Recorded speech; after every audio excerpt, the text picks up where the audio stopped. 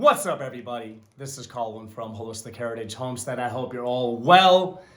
Homestead prepping for World War III. Whoa, kind of intense. That's right, folks. We're going to get into it today. So please watch the full video. I don't want you to miss anything. At some point, I'm going to give you folks specific action items for you to take to be more prepared for many different things, ranging from temporary income loss, injury, whatever, natural disasters, storms, all the way to full-blown SHTF, World War III kind of scenario. So, are we prepping for World War III here on our homestead? Yes and no. What do you mean, Colin? I'll explain. So, prepping is a lifestyle. When I say prepping, I'm talking about emergency preparedness. It's a lifestyle. And one of the things that happens is I think a lot of people get so caught up on the waves of prepping. So they wait for something to happen or for something that's about to happen, and then they kick it into gear, they speed up, they shift it up a gear, and they burn out. So I'm here to encourage you folks, whether you're a beginner prepper, intermediate prepper, advanced prepper, whether or not you've ever prepped before, I'm here to encourage you folks to make prepping a lifestyle. A smart way of prepping is to do little things continuously, steadily, okay? Now, some of you preppers out there might be thinking, Colin, I got it all figured out. No, you don't. None of us do. And I'll paraphrase what one of my martial arts instructors said in the past. The day you think you're good enough is the day you stop getting better. That's right. So this video will hopefully provoke thought, hopefully motivate you, hopefully get rid of the fear, help you get rid of that fear, folks, and get you focused on action. So there's a lot of very scary things happening in the world. Uncertainty is everywhere. What's going on with Iran? Very scary stuff. Now, do I think World War III in a really extreme way is likely to happen? I don't know. And if anyone tells you they've got it figured out and they know for sure, they're lying or they're just incorrect, okay? So prepare as if it would happen. Pray for the best, hope for the best, prepare for the worst, okay? Now, with all the geopolitical posturing, all of the stuff that's happening, whether or not World War III itself kicks off or escalates to that level, there will be, to use an economics term, certain externalities from the conflict or conflicts that's happening, such as the Strait of Hormuz being compromised, fertilizer cannot move around the world without fertilizer. Crops cannot grow as well as they typically would. Now, many farmers are thankfully getting into regenerative farming, organic methods, and they're moving away from the stuff that they're just used to doing, the stuff their grandfather did and stuff they learned in ag school or wherever. And a lot of them are moving towards more self-sufficiency, okay? Going back to old school compost. But right now, fertilizer. It's a big question mark. Will American farmers and farmers around the world be able to get the fertilizer they need to continue farming in the horrible ways that they have for decades, okay? Maybe longer. Fertilizer is something a lot of people are not thinking about, and it affects billions of people, okay? So, some things to consider. Food prices skyrocketing, okay? Freedom seeds. I'm not talking about the kind you plant, folks, if you pick up what I'm putting down, all right? With war, okay, certain things become scarce, or we're told that there's scarcity. Either way, actually scarce, or we're told there's scarcity, prices may go up. So I recommend definitely considering picking up more freedom seeds. Now, back to my point I made earlier. Now, are we prepping for World War III? Yes, we are. But we're also not. Because for us, preparedness is a lifestyle. It's something we do every day. Little things. Smart preparedness looks like every time you go to the grocery store, every time you go food shopping, picking up a few extra cans of vegetables, an extra bag of rice, more pasta, a little bit at a time.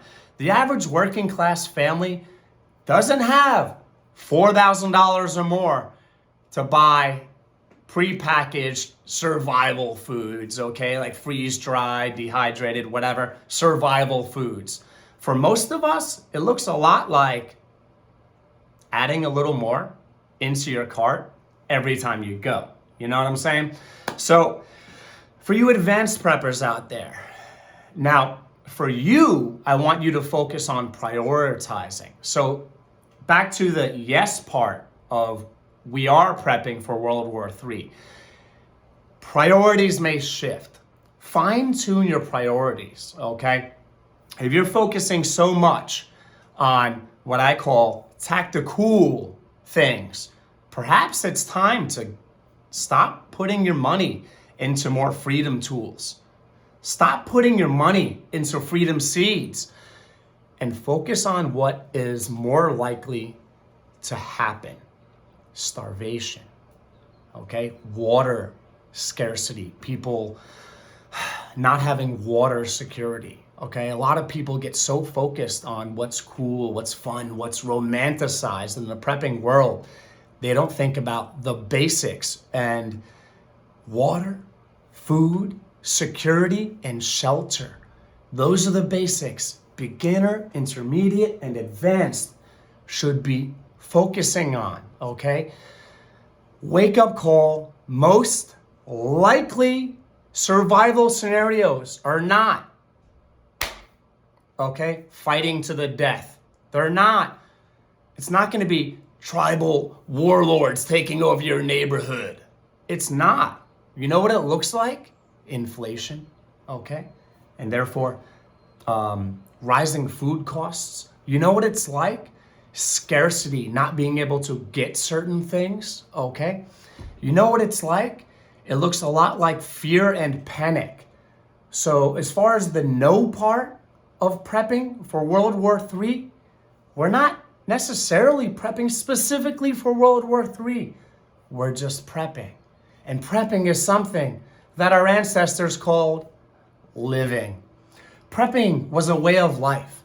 Having more than milk and bread in your home, okay, for tough times was a lifestyle that most people lived. As far as the statistics go, way more of our ancestors grew their own food. Way more of them had gardens, and this is supported by statistics, okay? Way more of them had gardens than people do nowadays. So instead of picking up another bulletproof vest, buy a bag of rice, please, okay? Instead of getting your 14th flashlight, pick up some containers of water, okay? Instead of getting expensive fencing around your property, which is great. I'm not saying you shouldn't do that. Think outside the box. What can you do for free? You can plant bushes that have thorns, plants that have thorns, have those around your property, all right? If you just learned something, comment thorns in the comments below. I want you folks to think of what you can do for free. The problem with a lot of people, or one of the problems rather, is that when you kick it into gear and you speed things up, and then you slow down, and you speed things up and you slow down, that creates burnout, okay? It's very hard to keep going up and down with your intention, okay? How about instead of sprinting then walking, how about we all take a fast walk or a light jog in perpetuity, just in continuity rather. How about we do that instead, all right? Get creative, be resourceful. What can you do for free? to prep. You know, getting some brambles, like I mentioned before, blackberries, raspberries, whatever. You can get them for free if you've got an awesome neighbor, okay? And those will provide both food and help with security, all right? For free, all right? Just a little elbow grease, a little hard work, all right? It goes a long way when it comes to prepping. So I'm here to encourage you folks to both prepare specifically for World War III and also not to prepare specifically for World War III, and rather just prep in general. Just focus on basic emergency preparedness, all right? I think, and I'm gonna give you folks just some really fast, rapid fire thoughts about things you can do right now in no particular order. I think what you folks should be doing right now is making sure you have water stored, water treatment options. That includes filtration, chemical treatment to make water drinkable, okay? Buy some boards, get some wood, some lumber, so that you can secure your windows, your doors, secure your home. Because most emergency preparedness situation looks a lot more like bugging in than a Mad Max style bugging out, living on the road type of scenario, okay? Prepare to bug in and also prepare to bug out, okay? But the lion's share of your focus should be on bugging in, okay?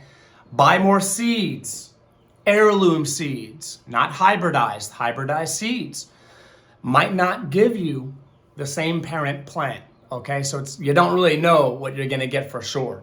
Heirloom seeds, they are true to species, and you can rely, okay? You can depend on what you're gonna get, if that makes sense, okay? You should be stockpiling, okay? You should be getting a freedom tool or tools, but more important than just getting a lot of them, focus on like a portfolio. Focus on diversification. Certain tools are good for certain things, and usually you only need one or two of each tool. Not five, okay? Not five, not seven of each, one or two. Freedom seeds, I do think, I'm speaking cryptically on purpose, that freedom seed prices will probably go up, okay? Hardware, things like nails, screws, bolts, nuts, things like that. Focus on energy. Gas prices have been rising. And one of the effects of that is prices, because things have to move from point A to point B, folks. Prices are going to rise. Be prepared. So, gasoline, kerosene, diesel, get them now. The best time to get them was probably like 2 weeks ago. The second best time to get them is right now, okay? And you should be using your fuel, okay? Additives to stabilize them and increase their shelf life, okay? You should be using those things, just like with food, a working pantry, have stuff you actually use.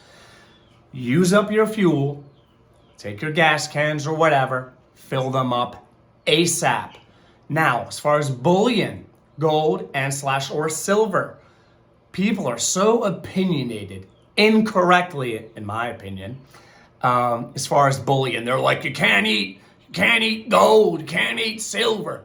Smart preppers prepare for different situations. And in many, not one, many situations, gold and silver would be great to have.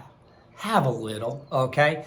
Now, my advice is try not to time the market unless you are very well educated and you've got a great track record of following, of predicting the London fixed price, for example, of gold and silver. I recommend just pick up an ounce of silver, pick up maybe a 1/4 ounce of gold, an 1/8 ounce of gold, because it's so expensive, all right?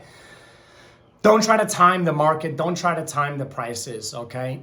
Just like with dollar cost averaging when it comes to investing, just pick up a little bit as you go. That's what I recommend. Unless, like I said, you're well educated and you can time it well. Gold and silver, both great to have. If I were to I'm going to give you my recommendation. I recommend silver if it's an either or kind of thing. If it's gold or silver, pick up silver. Silver has arguably more industrial use as far as like actual use and electronic components and things. And I think silver might skyrocket, okay? And silver is more approachable for 30 bucks, 35, 40 bucks, wherever you can pick up an ounce and it doesn't break the bank, all right? Not all of us have thousands of dollars to invest in gold, okay? A little bit at a time, all right? As far as like your everyday kind of stuff, focus on EDC, your everyday carry. Now, have a light on you, a fire starter, okay? A blade, all right? Cordage, things like that on your person at all times. And also, as far as your everyday kind of stuff, have your phones charged as much as possible, as frequently as possible. Okay, very important. I'm not going to get into the details of everything I'm talking about. I'm just throwing stuff out at you. All right. As far as everyday kind of thinking, make sure your clothing, make sure you can fight in your clothing. Straight up. Make sure you can scrap, you can get down. Don't wear things that are uncomfortable. Don't have your pants around your knees. All right. Pull them up. You should be doing that anyways. Okay. Grow up. Make sure you are battle ready. And that means ready to fight.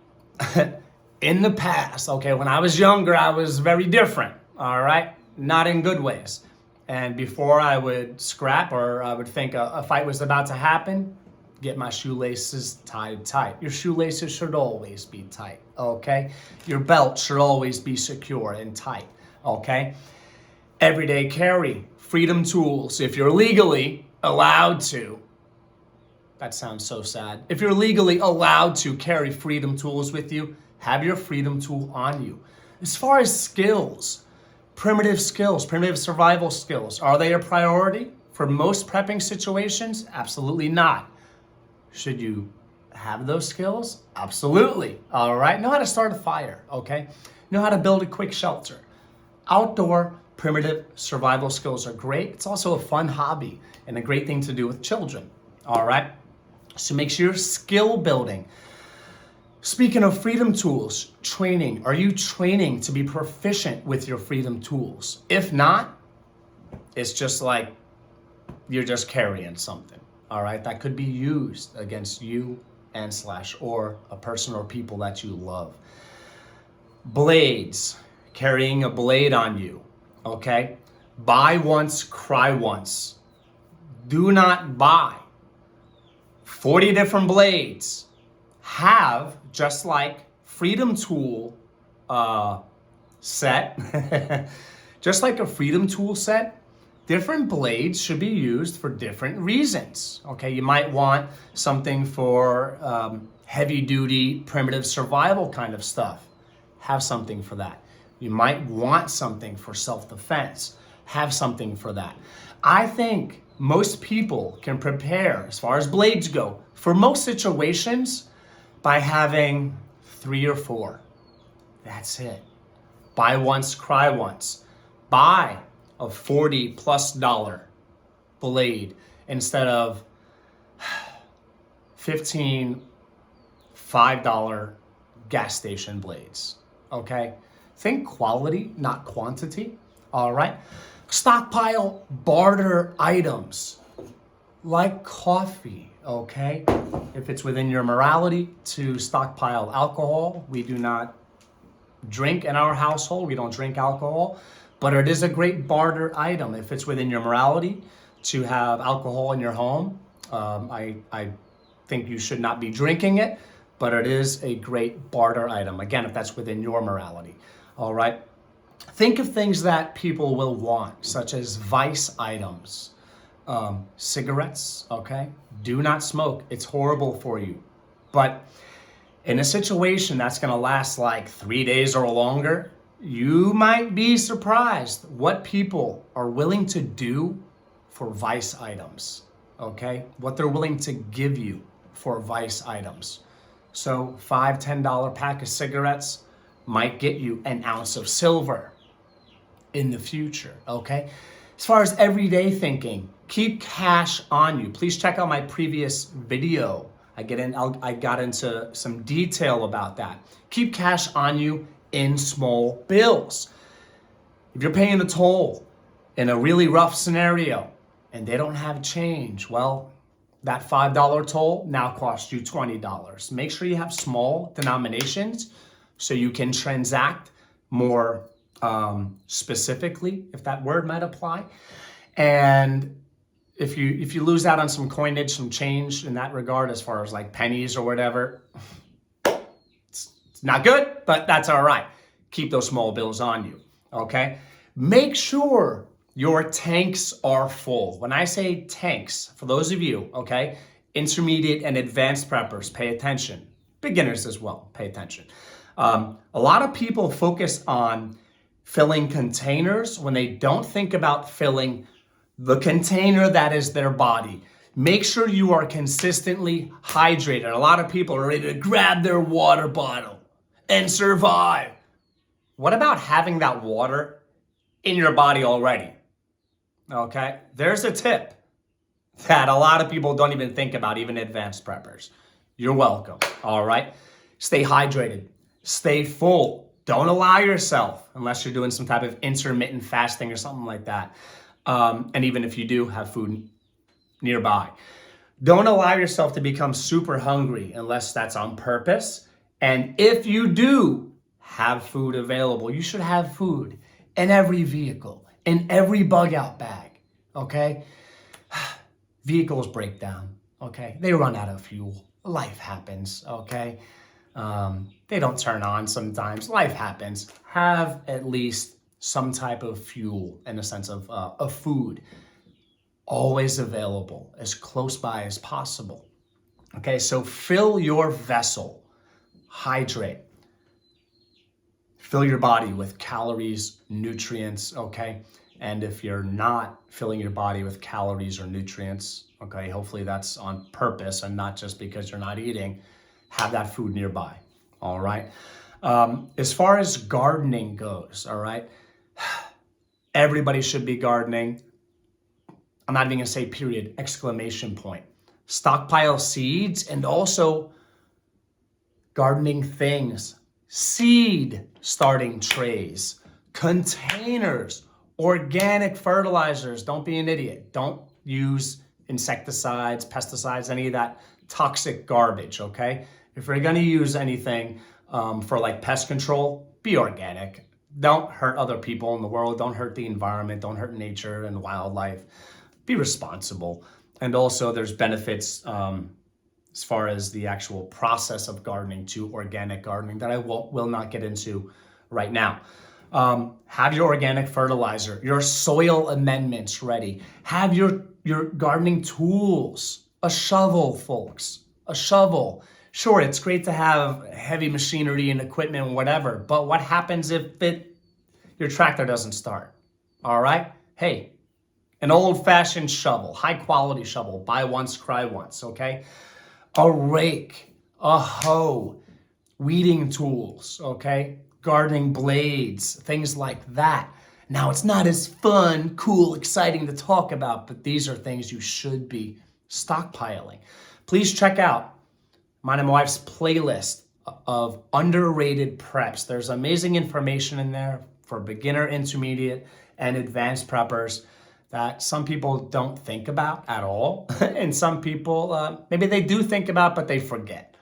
Check out that playlist, okay? Help us out with watch hours too. And folks, by the way, if you're not subscribed to our channel, if this video did anything for you, entertained you, you learned something, motivated you, provoked thought, subscribe right now. Help us out, help out our family. And get involved in the comments below. Let me know if you folks are doing one or more of the things that I mentioned in this video.